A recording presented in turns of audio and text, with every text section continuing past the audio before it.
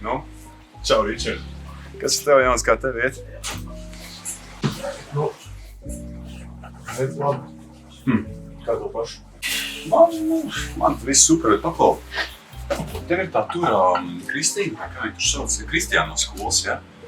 Un es skatos, visai viņa tā baigi daudz runājot, ne? Beidzot ārā izvēj, ko tur daudz čakarēties. Tur nekas nebūs. Viņa cikos šodien pamodus? 12. 5. Vienkārši Kristiāna katru rītu agri ceļas, lai dotos sporta zāli. Sienas mums ir cauras un viņas modinātājs ir šausmīgs. Tu varbūt es vienkārši prasīsi, lai viņi pasāc klusāk. Nē. Varbūt tev vajag arī kādreiz ņagrāk modināt. Nebūs šis tāds. Nu, kas tad ar tev noticis? Atceries, kā tu agrāk bumberē logas izsiti? Es to neizdarīju. Jā. Protams, ka tu neizdarīji. Es izsitu bumberē logus! Nu labi, bet tāpat, kāpēc nevarētu viņu pamodināt? Es nezinu. Kas noticis? Es vienkārši vairs nevaru. Zini, es arī. Ko?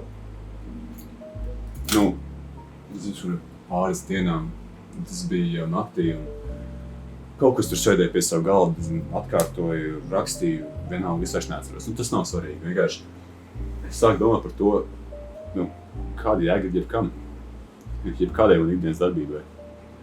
Es iedomājos sevi nākotnē, sev bērnībā, bērnu dārzā, universitātē, tad sevi ar skaistu ģimeni, vecumdienās, tad jau svinītas gultā, un tad jau arī sevi kapā.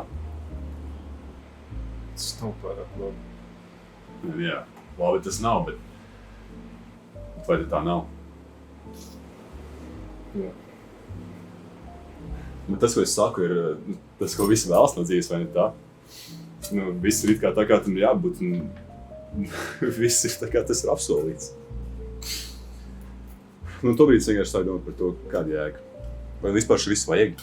Kāpēc nebūtu vienkārši kaut kāds budistu mūks un cerēt tur augstu kalnos, visu dienu meditēt un neko nedarīt? Kāpēc man tagad ir jācīnās, jāārdās un jāsien pakaļ kodam tur pareizās dzīves sapnī, kur man visu mēģina kā iebarot? Man neko no tā nevajag, ne man tas saisti kaut kādā veidā. Es to vienkārši negribu. Zini, es savu dzīvi iedomājos kā vilcienu. Principā vilcienam viss ceļš jau ir noteikts, un vienīgais izvēles, kas ir tam, ir vai nu viņš seko savām sliedēm, vai arī tad noiet no trases un ieskriet ar galvu sienā. Vai tu arī tā neesi nekad jūties, kā viss, ko tu dari, ir jau iepriekš noteikts, un ka patiesībā tu esi pilnībā bezmērķīgs. Pagaidi.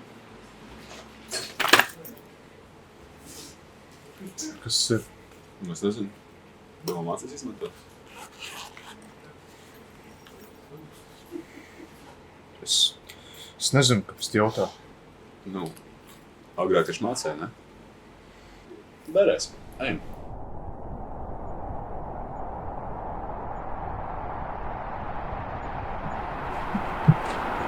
Kur mēs ejam? Garāžā. Reik. Es to nedarīšu. Nu, cilvēki, tā jau ir tā ideja. Ko? Mums vienkārši apcietinās. Mums neviens vienkārši nenoķers. Mēs būsim zagļi. Kādi zagļi, čau? Mēs neko nezaksim. Tad ko mēs tur vispār darīsim? Nu, uztver to kā tādu maz vienkārši brīvs vingrinājumu. Es to nedarīšu. Jā? Tikai es man saprotu. Hei!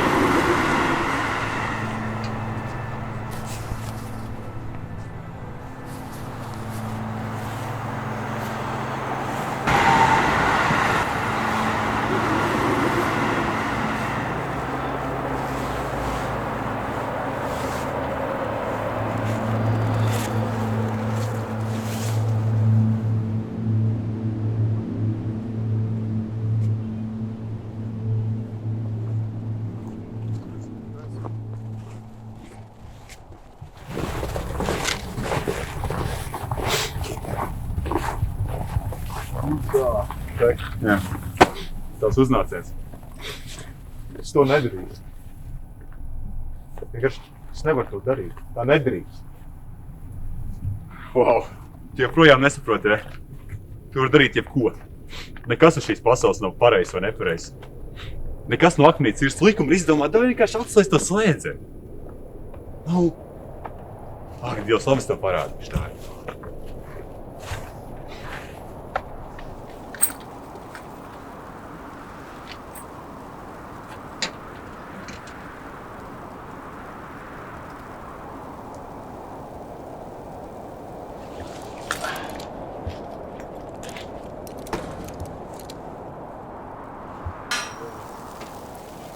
Vai tas tiešām bija tik grūti? Zini, kad pirmo reizi es ko šādu mēģināju, man bija tas draugs, kā viņš tur sauca. Vat tas te Maksims, tad viņš man teica, redz, Raiv, tagad tev dzīvē visas durvis ir vaļā. Es to domāju, wow, kāds gudrs cilvēks. Vai tu teici, ka tu neko neņemsi? Nu, es jau neko arī neņemšu. Atstāsim.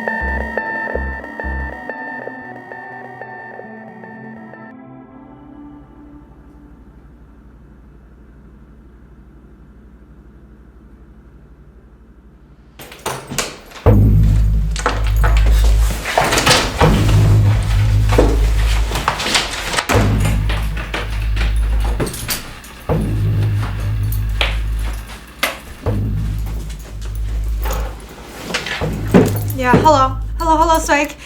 Jā, esmu stabilā 11 studentu kājās. Manā istabā ceļš ielausties. Jā, lūdzu, brauciet ātri, viņš drīz varētu tikt iekšā.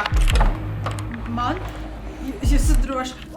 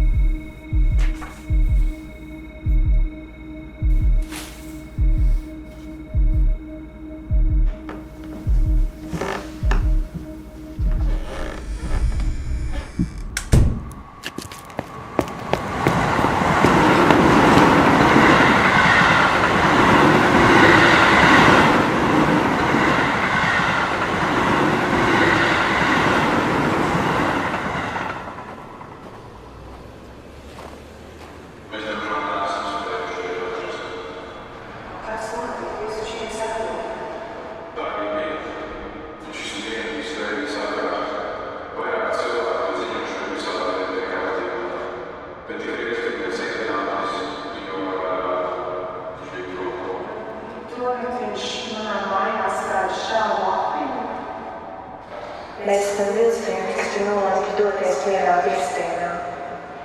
Vienīgais, ko mēs varam darīt, ir no tā agresīvi notriekties. Skrietis apmierīgi. Doties pēc pretī nezināt. Neizdos savas vienīgās tāpas un noslēgt no tās. Tas tev padarīt dzīvi. Beigas, ja viss